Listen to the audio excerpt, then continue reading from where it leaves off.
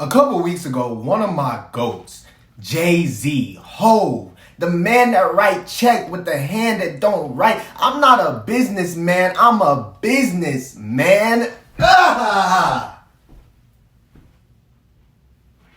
Why him? Yeah, he got hit with the rape allegations, man. I hope it's not true, but I can't lie. Deep down, I always felt this day was coming. I mean, there has for a long time been rumors surrounding him and other music industry executives like Diddy, and he's for a long time been in circles in which this type of debauchery takes place. That doesn't mean he's participated, but I can't lie, my nigga, it look a little sketchy. But once again, God willing, inshallah, Sean Carter is an innocent man. With all these artists catching cases and getting exposed over the past year, it begs the age-old question. Can you separate the art from the artist? And it's complicated. The artists, their views, their life, their experiences will always, 100% of the time, without fail, inform the art that they are making, because after all, art is a method of self-expression. The highly esteemed poet, writer, and playwright, Amiri Baraka, proud alum of the real HU, Howard University, wrote a book titled Blues People, Negro Music in White America, which tracks the development of the blues and Black American music as a whole, starting with analyzing West African music traditions before their descendants would become American through the institution of chattel slavery. In the introduction to the book's 1999 reprint, Baraka reminisces on the process of writing the book, stating, and I quote, "As I began to get into the history of the music, I found that this was impossible without at the same time getting deeper into the history of the people, that it was the history of the Afro-American people, that the music was the score, the actually expressed creative orchestration, reflection of Afro-American life. The music was explaining the history as the history was explaining the music, and that both were expressions of and reflections of the people." End quote. The art is inseparable from the artist and the larger culture and zeitgeist in which the artist resides. And this is a good thing. We should not try to ignore or discount any aspect of their life, good or bad, because it all goes into their art. Their creations are a product of who they are, in the same way that we are products of our parents' genetics. Still, there are definitely musicians who, despite having questionable morals in real life, make art that we love, art that we store as memories, art that gets us through tough times, art that makes us better people, and art that helps us find ourselves. Is all of this tainted because of their character? I guess the question now becomes, does consuming their art make you uncomfortable? Can you still experience and appreciate the art without being disgusted by the artist that created it? And there is no one-size-fits-all answer to that question. It depends on your life experience and your view of the artist. But there is one glaring, bright, shining like the sun example of an artist whose art should definitely make you uncomfortable. And you probably already know who I'm talking about. My mind's telling me no, but my body's telling me yes.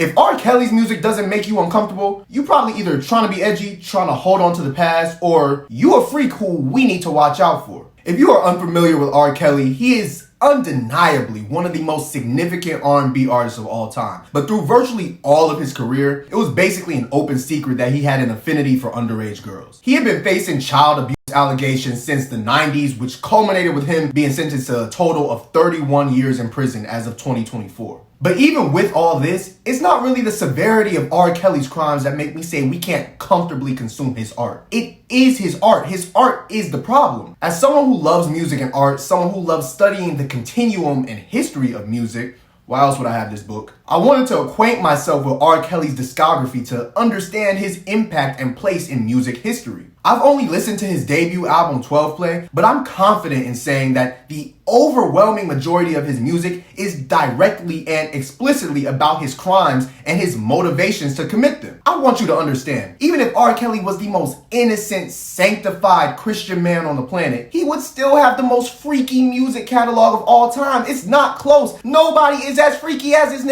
On 12 Play, he has a song called Sadie, right? A beautiful cover of the Spinners song of the same name. And it's in tribute to his deceased mother. Touching, right? I mean, I think so. But guess how the next song starts? I'm gonna do it for y'all. This is immediately after, mind you. Yeah, 1993. Check this freaky style I was born with. I feel so freaky tonight. Son, what? Why?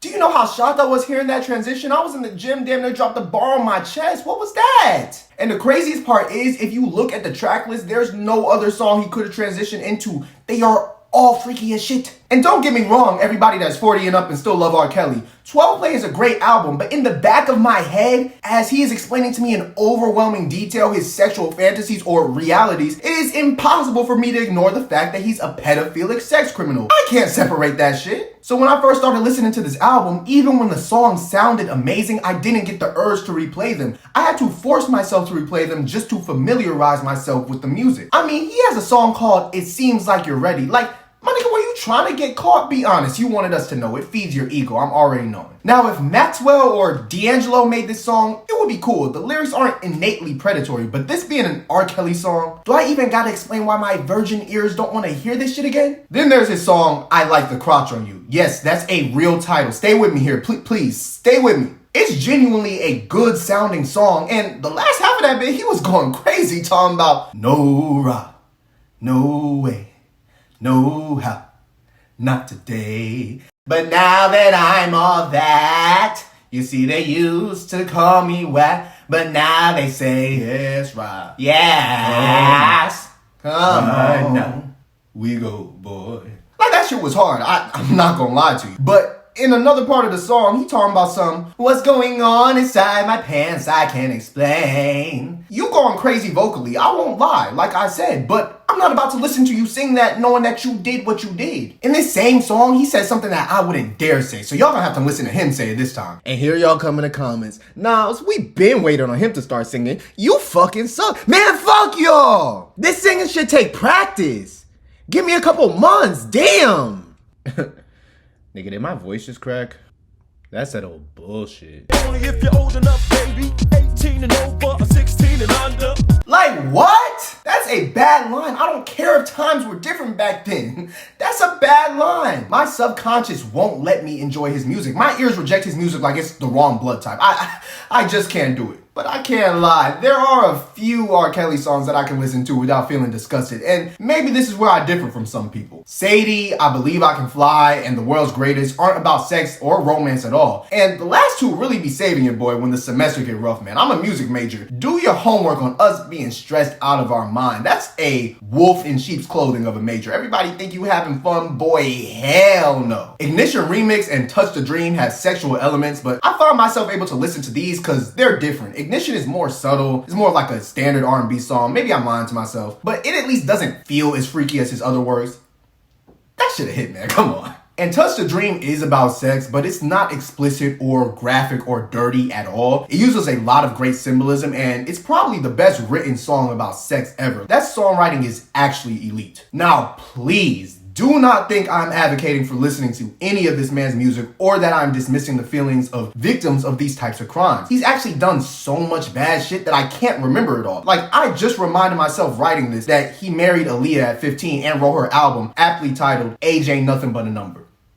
I just care quite a bit about art and really anything that I'm into, and I go to great lengths to understand the art, the artist, and the feelings that they give me. So R. Kelly is largely an instance where if you're a sane individual, consuming his art will naturally make you uncomfortable, as his art is in tandem with some very uncomfortable crimes. Jay-Z, on the other hand, is a completely different case. If he did what they say he did, that is extremely disgusting, but sexuality and romance is not present in many Jay-Z songs, nor is it one of his selling points as an artist. Jay-Z is without a doubt one of the greatest music artists in history. He has one of the strongest discographies in history, and he has one of the most dramatic artistic evolutions of any musician in any genre. Starting with music that reflected the sentiments of a street-smart, business-minded hustler determined to make it out the projects, to that of a successful, respected rapper, to that of a wealthy black businessman who overcame impossible odds, to that of a husband and father who realized that he was, through all this time,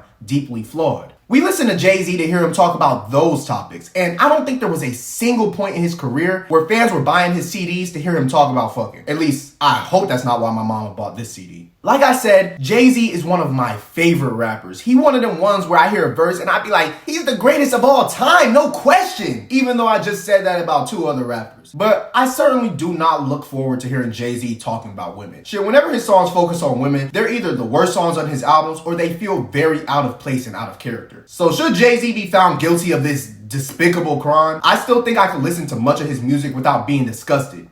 Maybe. I hope. Please be innocent, man. Now let's move to Kanye West. Wake up, Mr. West is in the building. Ain't no question who about to kill. I used to have hood dreams. Big fame, big change. I stood my dick until I liked until that bitch came. And then all like the ball team. Just so I can make it rain all spring. He has for a long time been the main subject of can we separate the art from the artist conversations, because he is by far one of the greatest artists and visionaries of all time, but he has a laundry list of shit that grabs the world attention for all the wrong reasons. In the big 2024, Kanye West also picked up some sexual misconduct allegations. He has joined the club. This really isn't all that surprising. I know many of us so desperately want to keep the adorable, passionate 2000s image of Kanye in our mind, but it's clear that he isn't who we hope for him to be. He's driven by a different passion, if you catch my drift. He has a pretty well-known porn and sex addiction, and when you combine that with an ego even half as big as his, plus mental illness, something bad is bound to happen. His perverse desires have been creeping their way into his music since like 2010, which I hope has been weirding a lot of people out. Yo, I deadass had too many pictures of this man's horny-ass lyrics to try to be putting all them pictures in a video, so here's a screen recording. You just pause and read. Just pause and read. I'm not even... Oh, that was somebody giving a review of Kim Kardashian's sex tape.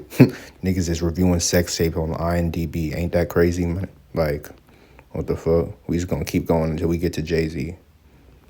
Oh, some of them shit's the anti-Semitic shit. Alright. At first, it was Hell of a Life and Blame Game, which are very perverted, but still felt very artful and creative, and didn't feel out of place on an album titled My Beautiful, Dark, Twisted Fantasy. But it just kept getting weirder, like, if I fuck this model and she just bleached her asshole, then I get bleach on my t-shirt, then I'ma feel like an asshole. Like, what are we talking about, my nigga? Bro spent like 2 minutes repeating to me, beautiful, big, naked, beautiful, butt naked, big titty women don't fall off the sky, you know, like, my dog. You need therapy. ASAP. And none of this is made better by his interviews saying he would marry a porn star, his actual decision to marry a porn star, which isn't inherently bad. I mean, I wouldn't do that shit, but love is love, you know? But I believe that Kanye became attracted to her because of the fact that the whole world saw her getting fucked. By another man, might I add, which is a pretty strange thing to be attracted to, at least in my opinion. Not to mention his current exhibitionist wife, which, you know, she may be into that. I'm not going to get into the ethics of women showing their body in public. That's not something for me to comment on. I'm just saying these things are not a good look and make Kanye kinda look like a sexual deviant. Still, like Jay-Z, sex is not a major selling point in Kanye's music, and it is barely prevalent in his first 5 albums, which are the albums people point to when calling him a genius. So I think people will still find themselves able to enjoy most of his music that they already fell in love with. Those songs like Ultralight Beam, Violent Crimes especially, or any song where he expresses his moral or religious beliefs will feel like blatant hypocrisy and would probably lose their appeal if the artist is directly contradicting the messages in those songs. It's like if Stevie Wonder caught a body or something. Like, his albums would still be the love-centered, peace-filled masterpieces that they are, but I don't want to hear you tell me that love's in need of love today, my nigga. You are a murderer. Imagine if, like, King Von wrote Joy to the World or something. Like, fuck out of here. This conversation about Kanye becomes more complex when discussing his support of Donald Trump, his alignment with conservative Christianity, and his anti-Semitism. These are all highly controversial aspects of Kanye's character and image that he started infusing into his art. I still listen to his first 5 albums, but I can't separate his anti-Semitism from his newer music when he is mentioning it multiple times. Like, I'm not about to listen to you say, how can I be anti-Semitic? I just fucked a Jewish bitch. Nah, I'm turning that shit off. I actually had zero desire to listen to Vultures 1 or 2. I still haven't listened to it to this day. And I listened to Donda the first night it dropped. Pure Souls, Come to Life, and many more songs of that project are still songs I listen to this day. I was watching the listening parties and shit. So all in all, it is largely an individual decision to consume art from a morally reprehensible artist. But separating the art from the artist is impossible because art is self-expression and the artist artist will always inform the art. Kendrick Lamar, my God, revealed that he had been serially cheating on his fiance for many, many years. His desire for dominance over women as a means of proving his manhood is rooted in the same place as his desire to dominate the rap game. These two cannot be separated. So even though I can enjoy the Control verse, the BET Cypher, the Heart Part 4, Element, and everything he's released in 2024 without thinking about his adultery, the impulse and state of mind that drove him to cheat also drove him to turn into the boogeyman. It remained this way until these desires started to sully and poison his life, which in turn sullied and poisoned his creativity, and he was forced to acknowledge these desires, study where they came from, and relinquish them as a means of becoming a better man and artist, as he detailed on Mr. Morale and the Big Steppers. The same is true for Jay-Z. If I'm to believe that he desires to dominate women and girls, which his desire to dominate and validate himself through women specifically was evident from some of his music, that is the same state of mind and thought process that sought and claimed dominance in the rap game. That is the same state of mind that led to The Blueprint, a phenomenal album. That is the same state of mind that sought dominance in business, and that state of mind culminated with him cheating on his wife Beyonce. Like Kendrick, it wasn't until he cheated and that desire to dominate and conquer hurt somebody that he loves that he was forced to look in the mirror and relinquish that desire, which in turn made him a better man and artist, as he detailed on 444. These people and their life experiences inform the art. Even if adultery and unchecked ego-driven lust are topics that disgust you, it is impossible to understand the works of Jay-Z, Kanye West, and Kendrick Lamar without understanding those topics and how they impacted the artist as a human being. You may find yourself able to comfortably listen to Kanye as long as he's not talking about Jewish people or Trump or slavery or religion, but you cannot fully understand or appreciate his art from any era without fully understanding him as a human being. You must understand why an artist says and does the things that you agree with and disagree with, and this why can date back to their birth or even predate them. You need the whole picture of their life, their environment, their culture. We should never try to ignore aspects of an artist because every experience they lived goes into their art. Their art is a reflection of them, and they are simultaneously reflections of their art. The art and the artist are permanently linked and thus inseparable. Thank you for watching the video. Do you agree with my opinion? Do you disagree? Please let me know in the comments below. I would love to see your thoughts and engage in discussions about this. And as always, don't let the sheep steer you south because we only going up. We the goats, you feel me? 2025 is our year. Invest now while you can. I'm telling you. Peace and blessings, and I'll see y'all in the next video. I ain't gonna lie though, Sway Lee could kill a man. I'ma still bump Sunflower. I don't give a fuck. Yeah, 1993. Check this freaky style out.